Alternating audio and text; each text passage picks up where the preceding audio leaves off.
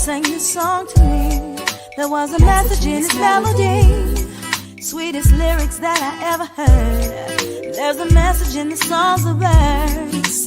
Tomorrow is another day. Living is the only way. Tomorrow's gonna ever come. Listen to the words of the song. Everything gonna be alright. Everything is gonna be.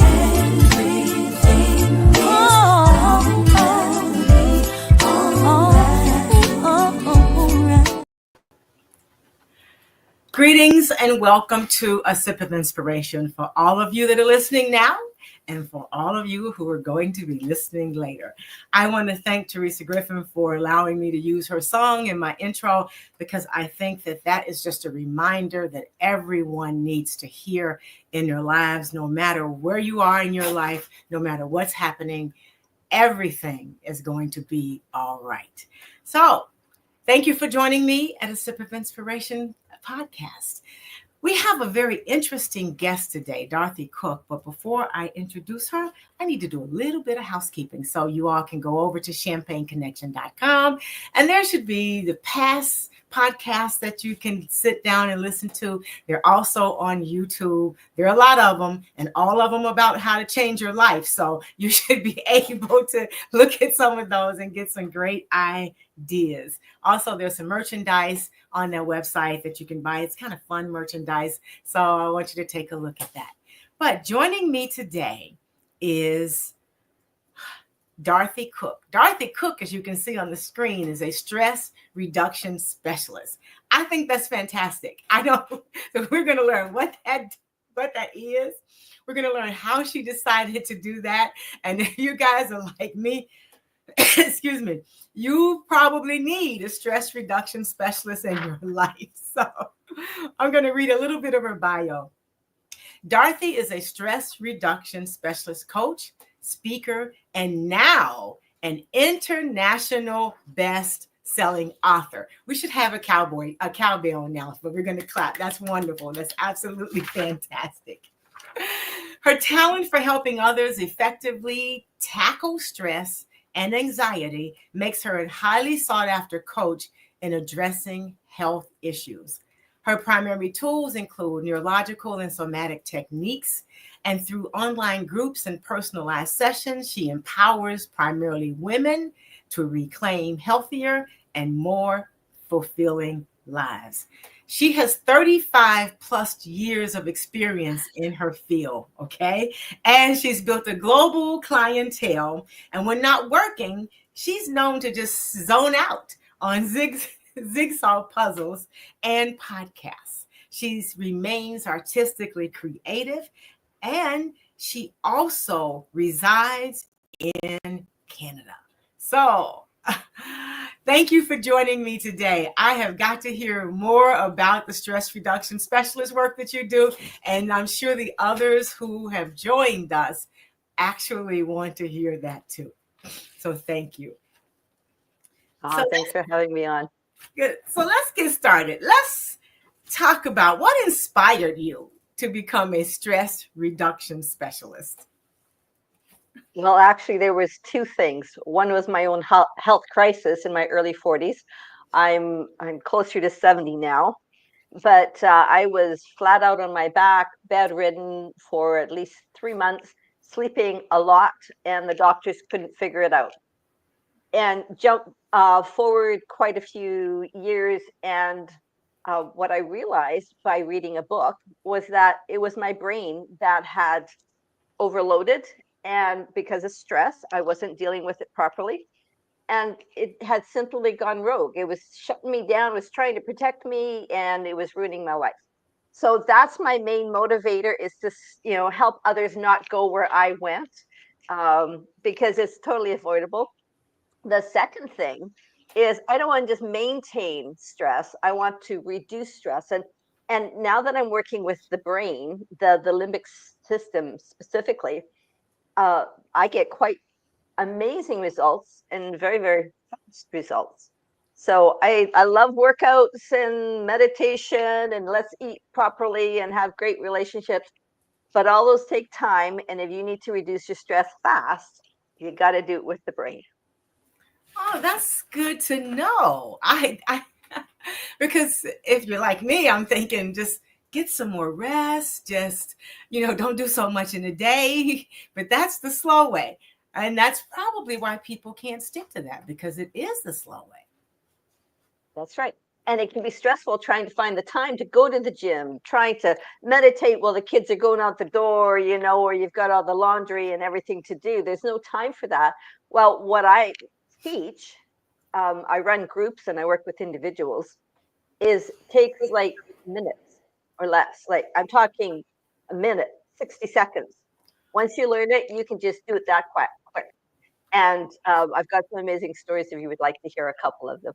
Oh, yes. We've got to hear these stories. We have got to hear the stories. So, but with your 35 years of experience, how has stress and anxiety challenges evolved over time, too? Because it seems like there's much more now than there used to be.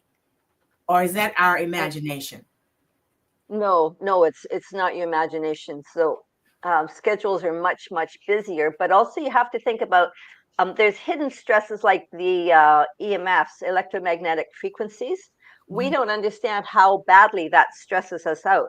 So that's your cell phone, your wireless, the headphones. You've got the wireless headphones in the ears. That's one of the reasons why I don't go wireless. I'm plugging in, and that causes huge stress to people. Then they don't even realize it. So there's lots of different things that cause stress that wasn't there for our grandparents or even our parents. Well, I'm glad to know about that tip with headphones, because I go wired too. I don't go wireless. When I was going wireless, it did seem like I was jumpy all the time. So I says, yeah. And then I don't have them in my ear unless I absolutely have to have them on. So, okay. So thanks for that tip. Everyone needs to really pay attention to that tip, because that's something everybody can do right now. Well, and especially at nighttime, turn off your modem. Like I had a mom, she had a baby, and it was her first one, and it wasn't sleeping. And after a few months of not sleeping, and being highly stressed, I said, she came to me, and I said, try turning off your Wi-Fi at night. It was the first night they had sleep. All of them, the baby, the parents. Simply the Wi-Fi, the baby was really reactive to it. So we don't understand how it's hitting us at nighttime. But that's such a vivid reminder for me. I like to turn mine off at night. Okay.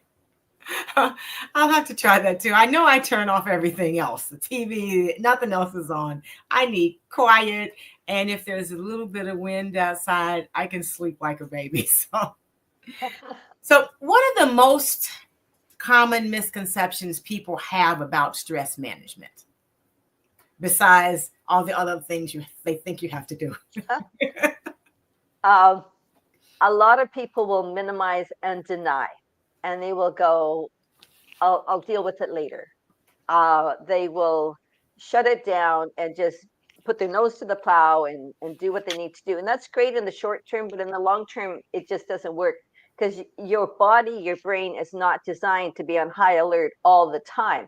And if you don't get it off a high alert and give it a break to relax and rest, that's why going out in nature and reading a good book or playing, tennis or whatever game you like to play is really helpful, because it gives your brain a break.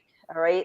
So the biggest misconception is lying to oneself, which is why my health broke, and just getting on with life and making your job the priority and everybody the priority, but your body will pay for it in the long run. And that's all disease comes out of repressed emotions, and that's medically documented, by the way, all disease.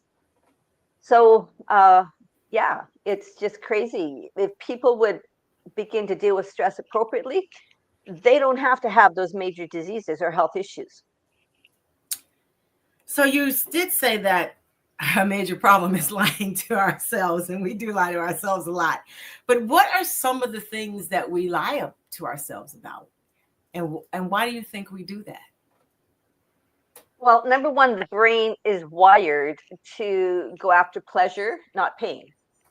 So if I am stressed, a person might come home from work and have a glass of wine. Not a problem, except if you're not dealing with the stress, you're just drowning it, minimizing it, avoiding it, then it's not good.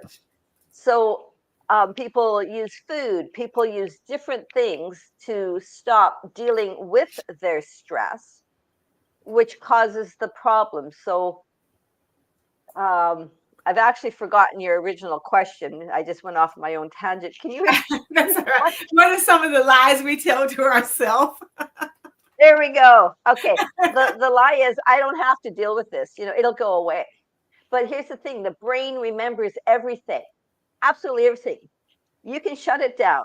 You can push it off, and but it will come up at the wrong time, guaranteed. All right. So yeah, it's way better to deal with stressors in the moment, not let them go long term. And the lie is I can handle it, but the truth is you can in the moment, but not long term. It's going to show up. It's like if I have a beach ball and I push it underwater, it's going to pop up somewhere else. All right. And that's what we do with stress. We push it down, but it's popping up somewhere else. And it's called our health, either emotionally or physically.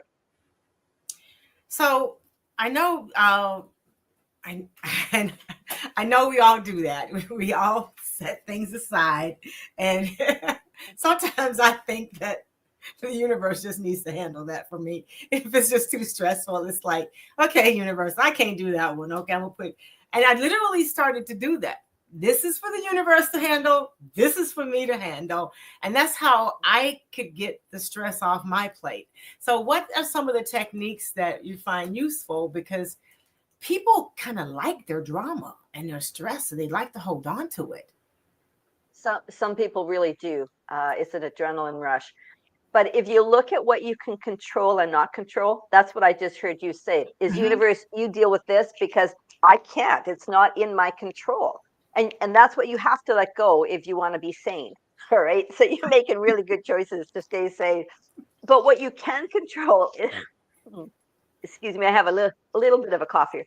What you can control is what you want to work with, because again, the brain is designed to want to have the control.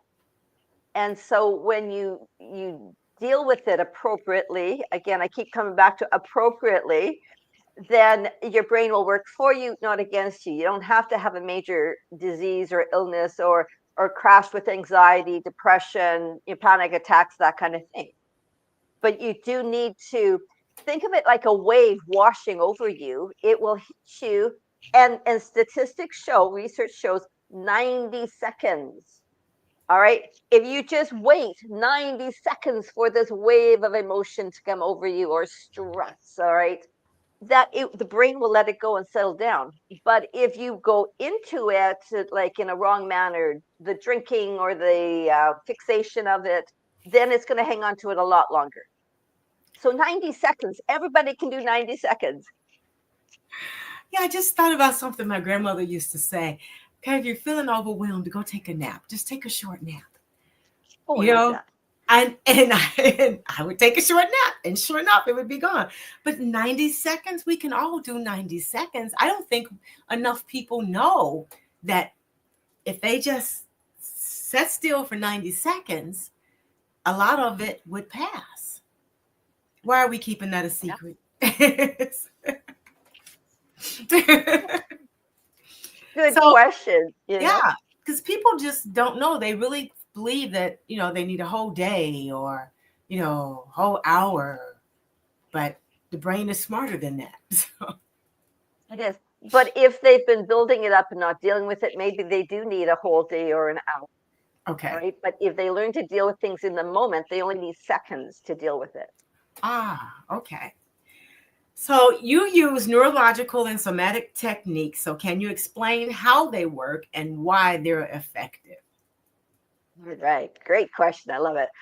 So when you trigger emotionally, there's a chemical bath that happens in your brain. It's something you cannot stop from happening. That's how the body is designed to do this. So your brain gets this chemical bath, and now it's going to do something. You're going to feel it physically and emotionally, but it shows up sooner in the physical, usually because people are shutting down their emotions, they're pushing them aside, they're not listening to them. That's why people are going to see the physical if they're looking for it. I was on with a client this afternoon, and I said, did you know that the number one way to tell somebody's stressed is how fast they're blinking? And she looked at me and said, no. And I said, did you know that you just started blinking faster? And she said, no, I didn't, because she wasn't aware of it. We've tuned out these little, little signs, am I stressed? And blinking is actually the first one you want to look for. If you start blinking faster, you're really stressed. But if you slow down your blinking, you're coming out of that. There's a different part of the brain that handles the stress. Like we're using this part of the brain, the front part. And it's the thinker, it's the logical. And as long as they're there, you're going to make great decisions. But if you go into that emotional part of the brain called the limbic system, then you don't want to make decisions when you're back there. You're going to make the wrong ones. So how can people tell the difference as to where they may be in the moment? Because some people think that all of that is a good sign for them. Some might think that. That's right. So procrastination actually is a sign of being stressed. And that's why there's this avoidance mechanism. Because remember, the brain wants to go to the positive, not the negative. And so you're backpedaling and you're stalling out. It's because you're in that emotional part of the brain. If you're not thinking logically, you're in the limbic system, the emotional part of the brain where you will not think logically. You can't think logically. If you start doing shallow breathing, all right, people who are anxious or really stressed, they breathe really, really shallow. That's one of the physical signs that you are stressed. So there's lots of different warning signs, and everybody's different. So if you can get to know what your body does, that's where I work with the somatic. Somatic means body, the physical body. So I teach people how to read their body. What is it doing? Again, I'll pick on this client this afternoon. She was biting her lip and she didn't recognize that she was biting her lip, but that's a sign of stress, when she's not biting it and then all of a sudden she's biting it. And I bring awareness to that, not to embarrass her, but to help her to understand, hey, there's something triggering emotionally within her, because she's very shut down emotionally, that if she can recognize what she's doing it, how she's doing it, then she can go, oh, I need to do something different here. And I'm going to give you a really vivid example. I have a client that took I have groups that I run, and she took it last year. And she was somebody that as an adult seizured regularly, grand mal seizures, sometimes more than once a day. She is now at, and this is less than a year, she's now at less than 70%, or she has a 70% reduction in her seizure activity, simply because she's monitoring her stress and how it's impacting her body. So think of driving towards a bridge that's washed out, and you miss the sign that says bridge washed out 10 miles away. And then you miss the 5-mile mark, and then you miss the 1-mile mark, and you get to 10 feet and you go, oh no, I'm going over, boom. You do. And for her, she would seizure. But she's learned to read the 10-mile mark now, and she can avoid that bridge, from, going over it and having a seizure and go around it. So simply by listening to the stress, how it's impacting your body, you can, blood pressure, one of my clients, 200 over 100 emerged. That is heart attack level. That's what she was in there with. She's now back at work, basically normal blood pressure, just slightly higher, off the 2 meds, back being a parent again and a spouse. It was just so high, her stress, she was incapacitated.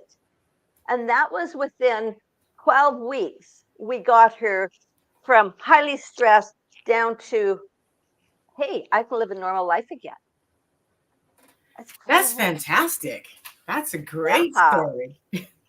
That is fantastic. So when you were going through the symptoms yourself, how did you know? Because everyone's different. And then, I imagined as you talk to your professional doctors, what did they think? Okay, well, the doctors could never figure out why I was sick, but they could acknowledge that there was a major problem. All right, so the doctors, Okay. they put me through a bunch Okay. of tests, could never figure it out. Okay. And that is actually one of the signs that it could be your brain. It could be the limbic system. If the Oh, doctors okay. cannot find the Okay. origin or what they're doing isn't working, that could be one of the signs. All right. So, how did I know? Well, it started first of all with being tired at work. And at that time, I was in a really high stress job. I absolutely loved it. It was my favorite job. But I got more and more tired. And then I found myself going home and sleeping right away. And then I was sleeping the whole evening away right through the night, getting up totally exhausted the next day, dragging myself to work. I started being sensitive to smells in the grocery store. I couldn't walk down the aisle where the laundry detergent was because it would set off a migraine. Then I ended up being allergic to pretty much all the foods that I was eating. You see, it was compounding, it was building. It started low level with being tired, and then I'm more tired, and then the scent issue, and then the food issue. And then I was sleeping 20 hours out of 24 hours. By that point, my body had crashed. I had to step away from work because I couldn't work. And it took a year for me to get back to work, but 10 years to get really back to the place where I had lost my health. All right. So if people are not minimizing, denying, they know that there's problems starting. And the biggest wake up call for me was when I made a major mistake at work in billing and I lost the company a fair chunk of money. All right. Because I was so exhausted and tired, I'd missed the Mhm. policy change that they had done. All right. And so, it was a legitimate mistake. I didn't lose my job, but I got a letter on my file. But that really was the wake up call when I missed a critical error because I was no longer functioning the way I needed to at work. I was just so exhausted. So I stepped back from work at that point. So there are some people whose symptoms aren't overly visible to them. Uh, and what are some ways people can actually immediately figure out that they need to stop, even those who don't think they need to stop? So I think that question is for those of us who think that we can just keep on going like the Energizer Bunny. So what are some of the little subtle things that we generally miss? Because I know there are headaches and things like that, but those aren't subtle. But what are Yeah. some of the subtle things that will make us say that we should say, okay, I need to stop before this grows? Well, if you're snapping more at people, all Okay. right, especially your loved ones, all right, how come you're snapping? Why aren't you relaxed and chilled and rolling with punches kind of thing? Not physical punches, but life, relational. Mm-hmm. That is a big one. Is I know when I'm stressed, I tend to snap more at people. Watch how you're driving. Are you becoming? Is some rage showing? I'm not saying you're, one of those crazy drivers out there, but if your language is betraying you verbally and what you're saying, you might want to look at that. Now, here's another great indicator: is the inner critic. Is it increasing? If Ah. it's increasing, that's a sign of stress. That's actually one of the signs of stress is the inner critic, or doing the Mad Hatter thing, and zoning out on the cell phone, or Facebook or whatever for hours on end, or TV. That is a sign of stress. Those are those low level ones Mhm. that are easy to deny. This is life. Well, are they? They might, if they're a part of your life, then I want to encourage you, the listeners, to really start questioning, is this normal? Or are you just justifying what you're doing? And if other people are starting to make comments or giving you these strange looks like, why are you reacting to them? That's a really good sign that you're stressed and need to, check in. But I want to come back to something else here. The brain, again, goes after pleasure. So if you're stressed, why would you want to face your stress? Because that's the negative. So you go towards the pleasure, which is the TV, the alcohol, the zoning out with the cell phone Mhm, and the movies and the mhm. whatever. That's one of the reasons why people don't deal with it, is because the brain is hardwired to go towards pleasure, not the negative. Okay. You have to admit that the pleasure is much more fun. Oh, it is for sure. That's right. So, do you practice in your practice? Do you do mindfulness play, or in your coaching sessions, to help people be more receptive? Because this is, we all know that we have stresses, but we all like to think that we have control over our stresses, ma'am. And that's the other thing about the brain. It will actually, if you're getting in front of somebody and going, look at, there's some things you have to change, bud, that person's brain will actually block it out and think it's not for them, it's for everybody else. Like literally, the brain has a safety gate going up there. All right. Okay. That's another reason why they don't listen and they don't do it. We have to convince ourselves that we have to go there. So think about it as a teeter-totter until the pain is um, is greater than the pleasure. You'll keep going towards the pleasure, even if it's not a good thing, like drugs and alcohol, until it becomes painful.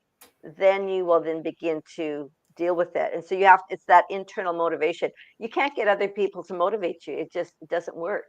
All right. So all those nagging spouses, stop it. You're actually driving them in the wrong direction.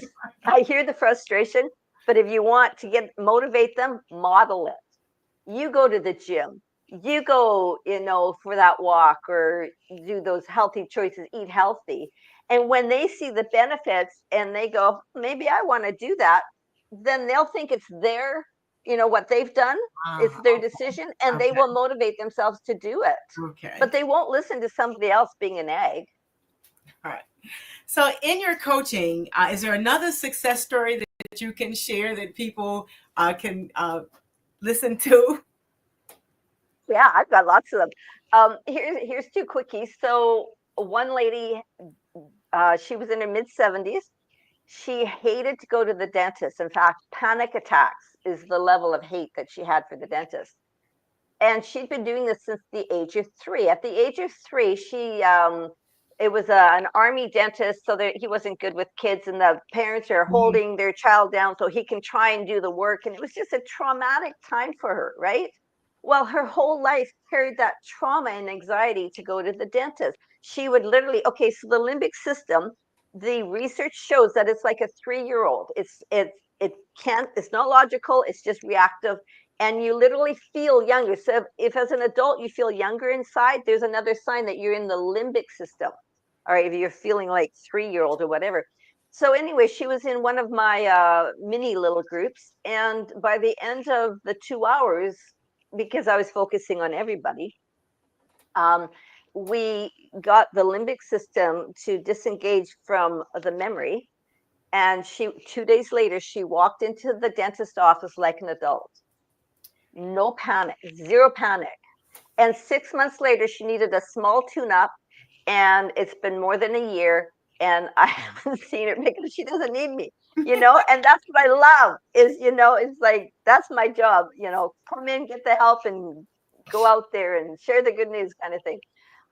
So that's one story. Another one, and I'm just sharing this because this is how quick it can be when you get the right tool. So an elderly lady in her 80s had sleep insomnia her whole life, like 3 to 4 hours a night, her whole life. But her childhood had been highly traumatic. So this doesn't work for everybody, but it worked for her because her childhood, she never knew if she'd wake up alive. That's how bad the childhood was. All right. Okay. And there was lots of violence in the house, not knowing whether or not she would survive it. So obviously, nighttime wasn't a safe thing for her. Well, within 1 hour, again, we got the limbic system unhooked from the memory, because if you think of a hamster wheel going round and round and round, that's what the brain does. It's not getting Okay. off that track, all right, even if Okay. you don't remember the pain and trauma. And she slept for the first time that night, and she's been sleeping ever since. And it's over more than a year now that I worked with her. But because there was trauma connected to it, and we found the right key, we were able to get the trauma unhooked, and her body relaxed, and she fell asleep and had a great sleep that night for the first time. I think it was like 7 or 8 hours. Oh, that's fantastic. Especially after not having any sleep, 7, 8 hours. Oh my God, that was wonderful. Oh yeah. So, when you work with women in particular, how do you help them reclaim their health and all of the and have their life be more fulfilling? Because women tend to, I don't know, they get to us, we get to a certain age, and then most of them say, I didn't do all the things I wanted to do or needed to do, and I feel like I wasted my life doing all that other stuff. So do you hear a lot of that? um it's in the conversation, but it's not the primary focus. I actually Okay. work with women that their health is fairly bad at the point of Oh. where I see them. So one lady had been bedridden for 11 years, and the medical system had failed to help her get out of bed. They'd had some temporary success, but no permanent success. So when I worked with the limbic system, as well as the emotional, the spiritual, the relational, like the whole package, Hmm. I got her up and walking within a year. And there was one relapse. We caught it because I knew about the brain at this point, and she's walking without supports or whatever. So the women that I work with, like, so there's the 11-year bedridden, there's the one with the, well, more than one, with high blood pressure, chronic, where they're having to go to emergency, the seizure activity being reduced by 70%.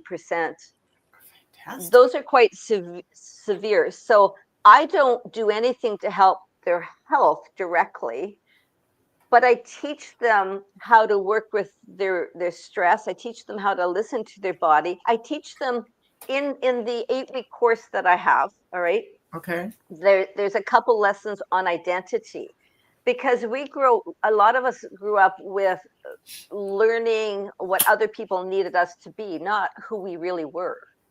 All right. And so I give them permission to be who they were designed to be, not who Mhm. they needed to be. And that takes a whole lot of stress off of them. It helps them to react to life Mhm. differently.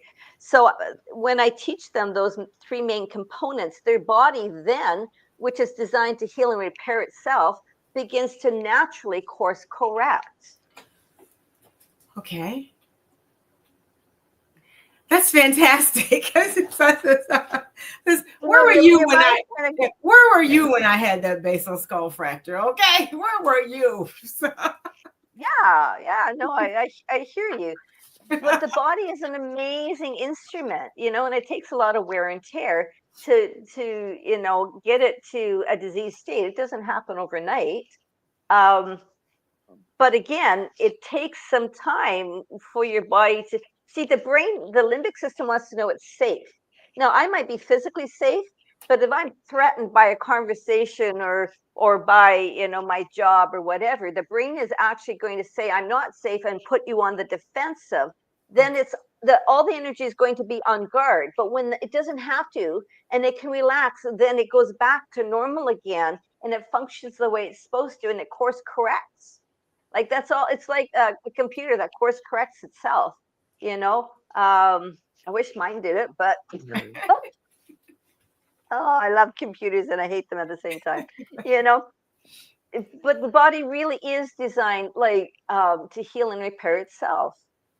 We've heard about stage 4 cancer when the doctor's given them 3 weeks, and there they are 10 years later living because they did the right things. You know, Mhm. actually, a young man that I know right now, I've not worked with him, I know the dad, and they gave his son 3 weeks to live, and it is now no brain cancer showing, and it was brain cancer plus two other cancers within him. And for 2 rounds now, there's been no cancer showing the brain. All right. But it's because he shifted a lot of things. He worked with the doctors, he worked naturally as well, and his body just healed itself. Mhm. I wish that would happen for everybody, and it doesn't. My heart goes out to those it doesn't.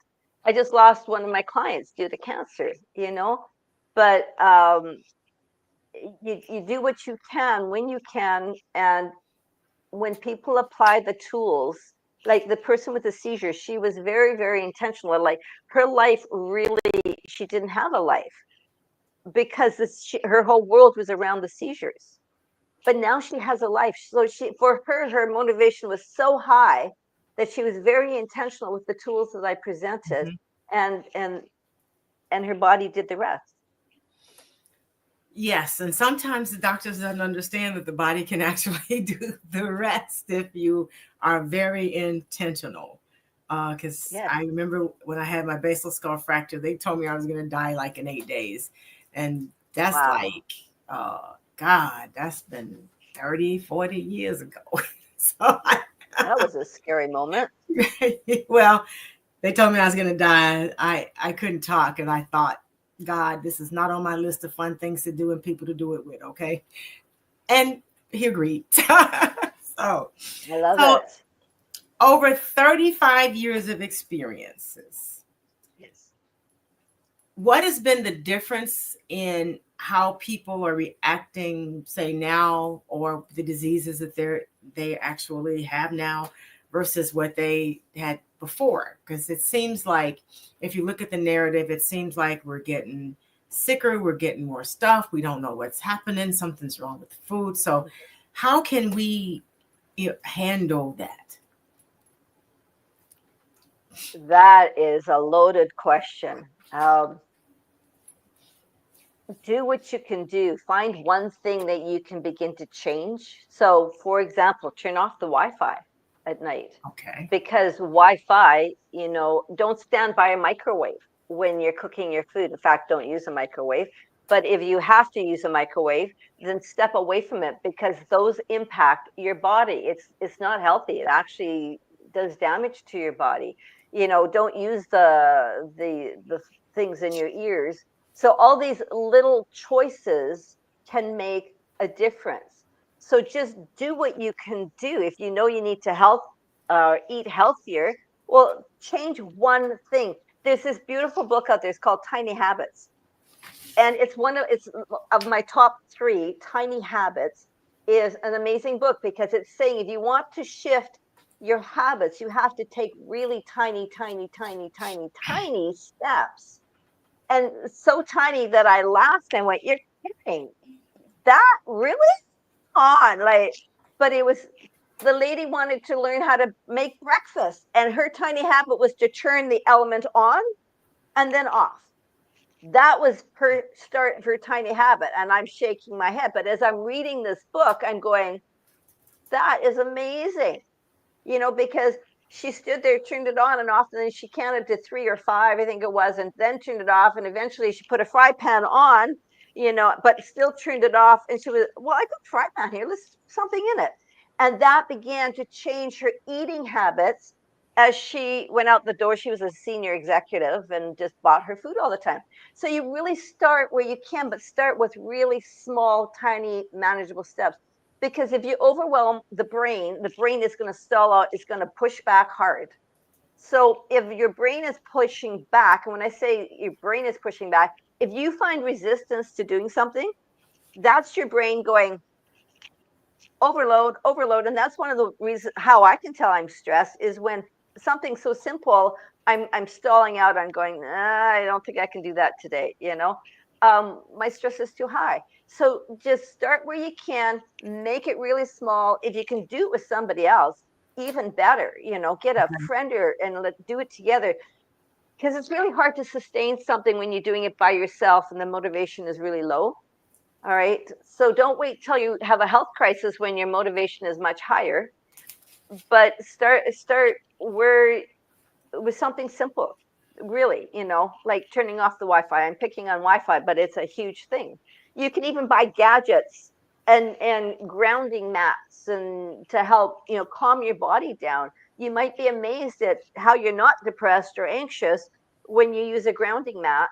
Um, if you Google grounding mats, like the ground with Mhm. an ing, you will find out more about EMFs, electromagnetic frequency. Lots of information out there. And I was just thinking, I said, I had to figure out how to work out, right?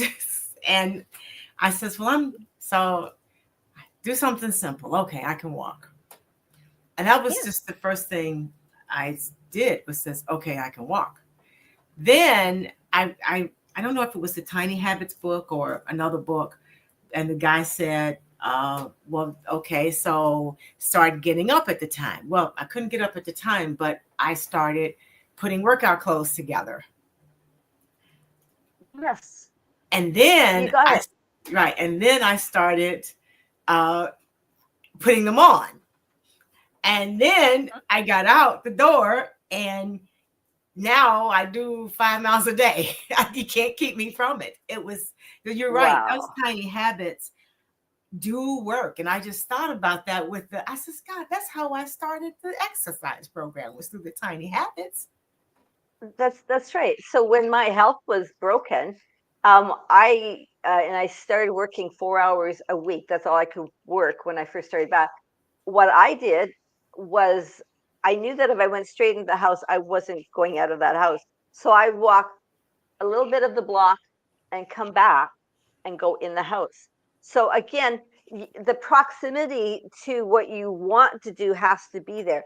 So when I read that book, one of the tiny habits that I wanted to do, because I love to garden, and I realized that my knees weren't as strong, is when my this is bad, but I told everybody to stop using the microwave. I was microwaving coffee, okay, and I would do 3 to 5 deep knee bends. All right. But I used the dead time to start creating a new habit. So by the time I got to gardening, my knees were great. I didn't have a problem bending down or up because I'd been doing it just a few times every day. And it's amazing how quickly it built muscle. But if I'm watching TV, I'm not going to maybe stand up and do 3 deep knee bends. Use the dead time to shift something, fill in that time and then forget about it. Go do whatever you're going to do. So your book has become an international bestseller. So could you hold it up for us so we can see what an Woo-hoo! international bestseller looks like? Grow your authority. So that is fantastic. So what's the core message you want the readers to take away from, and where can they get the book? Okay. So they can get it on Amazon. Or I have a free PDF copy that I'm willing to give people, but it's a PDF. It's not the actual book. So Amazon is where they get it right now. But the book is mainly for women in business, and what I show is that you don't have to keep doing the same thing the old way and be highly stressed. So every chapter stands on its own. My own chapter is in there. I think it's chapter 9. There's a chapter on intuitiveness. The women are very intuitive, and I'm saying don't overlook it. Listen to it. It will guide you well. And I share a story of somebody that I had worked with where it served them really well to listen. They were in a high position, and there was some backroom deals going on that weren't kosher. Let's just put it that way. I have another one on identity in there. A lot of people feel like a fake and a phony. So it's just some really interesting stories, and it's an encouraging book. It shows you what you can do. It gives you hope and inspiration. That's really what the book was about. I wrote it because somebody invited me to write a book. I went, okay. And we were doing a conference together. And so she wrote one, I wrote one. I took longer than her because I wanted mine to be a bestseller. It wasn't ready for the conference, and I became the bestseller. She didn't. Well, congratulations. So, what about your creative side too? See, Uh, there we go. Um, so I have different ways that I'm creative. One of my favorite ones is to look through the eye of a camera. So there's a park that I live very close to, and I go walking, and I always pull my iPhone out and I stop, and when I zone out to look through the eye of the camera, and I'm looking at this little plant, or how to take the best shot. It's like I forget about the world around me, and I'm just captivated by what I'm wanting to take. So a lot of people don't like walking with me because I'm stopping more than I'm starting. I'm like one of those little puppy dogs that want to look at everything, only I'm taking it with the camera. I also have a sketchbook that I have on my coffee table, that if I'm inspired, I might sketch something. And I'm not an artist by any means, but I've given myself permission to sketch, uh, because I'm trying to learn how to do it. I'm very good at replicating, Mhm. and I took classes when I was quite sick and I was getting better. That's one of the things I did for myself, was I took art class and I learned how to use paints. But I always replicated back then. Now I'm pushing myself to do it freehand, with Okay. no replication. And then I'm sitting and I'm listening to, well, what color do I want to, make that skirt or that shirt?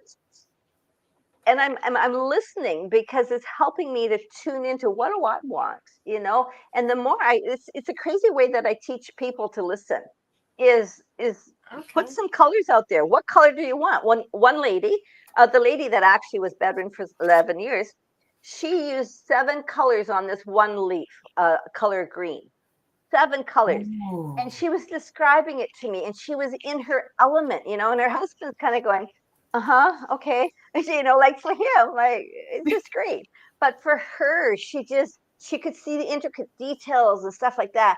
So I love to sketch. I'm a musician, and I love to play. I there's a group I jam with, once a month, and yeah, so I've got multiple things. And I tried pickleballing last year, and that was really quite fun. I'm going to get back into it again at some point. But so I got lots of different things I do.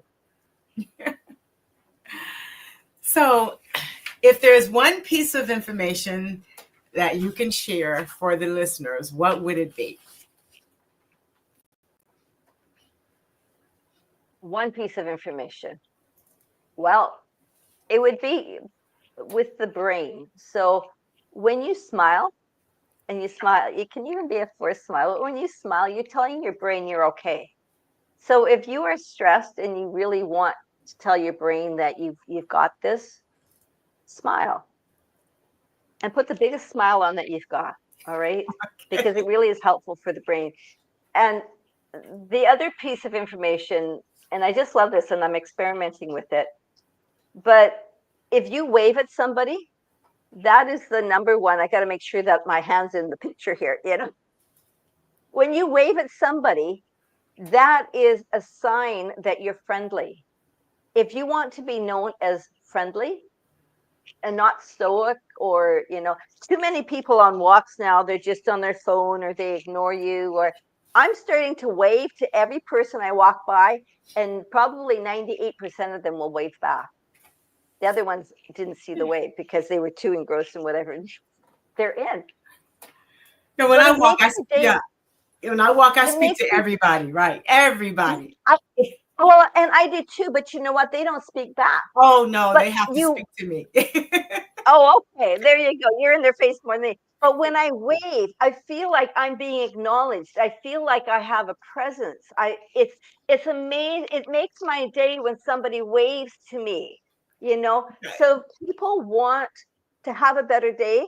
Start waving and smiling, Yes. and see the responses that you get. And you know what? When you forget about yourself and you focus more on Mhm. them, that can even help give you a better day. Yes, That and if would you be see my someone when you're walking and they look like they're having a bad day, find something to make them feel better. Because I've done that. oh yeah. I said, Oh, I love doing that. Yeah, I Yeah. says, "Oh my God, I love your jacket." Okay, see you later. Yeah. And then the Yeah. next time you see them, they're like all smiles. It's like so cool. Right, right. Because they remembered how friendly you were and how kind you were. And it's easy to judge people on when they're having a bad day, but we don't know what they went through. We don't That's know the true. hell that they're living, you know, That's true. and they don't know yours either. Right. So I just love to be friendly with the grocery, checkout counter people or Mhm. whoever. Just smile and wave. That's my tip of the day. So, how can people contact you if they want to work with you? Excuse Everybody, me. got to have a Uh, pencil now. Okay. All right. okay. Well, it's my website, and they can have a complimentary session with me just to see if I'm a good fit.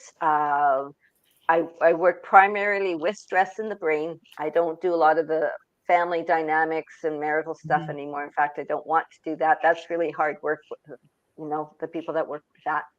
But they just go to my website. My website is dorothyjcook.com. So DOROTHY Cook COOK.com, and look at the top right. There it is. They can get a hold of me that way, and I would love to chat with them. I'd love to see if I could support them in whatever journey that they're on. And show us your book again and remind us where we can get it. All right, good old Amazon. There we go. And you got to get this book. I mean, this is a fantastic book. So, okay, so if there was any one thing that we could do right now to change our lives, what would you suggest we do? For those of who are listening to this now, because I like people to really be able to live that best life, to just not have to worry about stress. So, what would you say they should do? We need to know that they matter. People give off the message, I don't matter, when they ignore themselves and they ignore their emotions and their needs and their health. And I get it, if you're a mom, you have a responsibility, or a dad, to your children. All right. But in those moments when those aren't, children aren't around, if you can say, I matter, and make your choices line up with those words, you will begin to make the choices that say, I do matter. You won't go into bad relationships that say, I don't matter. And if you don't believe that you matter, then go get some help so you can say, I matter, because every person on this planet matters. We all have value and worth. And that's the thing that I had to learn about me. That's the thing that I help every person that I work with, is that they matter. But by coming in and saying, look, I'm hurting bad enough, I need to work on it, what they are saying is, I do matter. But you Mhm. don't have to wait till you're hurt. Just start saying, I do matter, and make the choices to line up with it. That's great advice because we generally wait until life is terrible for us before we start trying to realize we matter. So that's fantastic. Yeah, yeah. Well, we're avoiding the pain. Remember, that brain just doesn't want to go towards it. So, but if you say, I matter, then that's a positive. The brain's going to pull towards it, and it's going to help your choices to actually move in the better direction, because it likes it and it's reinforcing it. Huh. So, one more question. So, out of all of the people you have helped, what has been the one that sticks with you the most? They're equal. It's the one that was bedridden for 11 years, that had no hope. And actually, when I saw her, she was, the pallor of death was on her, and she's a vibrant lady now, just and loves life. And just that one will always be dear to my heart, because it's the first one, that I worked with, and when I started working with the limbic Mhm. system. The other one is the one with the seizures, again, who had no life and now has a life. She's actually partnering with me in my business and training. Like, I'm raising up people to do what I do. And she's now stepping into it and running her own groups, and which is fantastic. So those are the two that are the most special and dear to my heart. So, you are in Canada. So, are your classes virtual so people can attend them from anywhere, right? Yes. Yeah. Since I want people to Okay. know, right? Yep. And in fact, I'm just going to brag a little bit here. We have a broken down medical system here in Canada, and it's getting worse. The lineups are getting worse. You know, the stress is getting worse. There's many people that don't have doctors. It's horrible. But I have medical doctors now looking at the work that I've done, especially the ones with the seizures, and I'll be contracting with them to help begin to bring this into the medical system. You know, it's like a grain of sand in a desert, but I love the fact that there's doctors out there that are looking for alternatives rather than pushing pills and staying stuck in a broken system. So yeah, that's where I'm really going with this. So I love the groups that I run, but I'm really excited about getting a foot in the door with the medical system and maybe the educational system and even the penal system. Like, I'm a big picture kind of thinker, and I know that this can change a world. It can change the families and how families interact, and you know, so that's what I'm really excited about.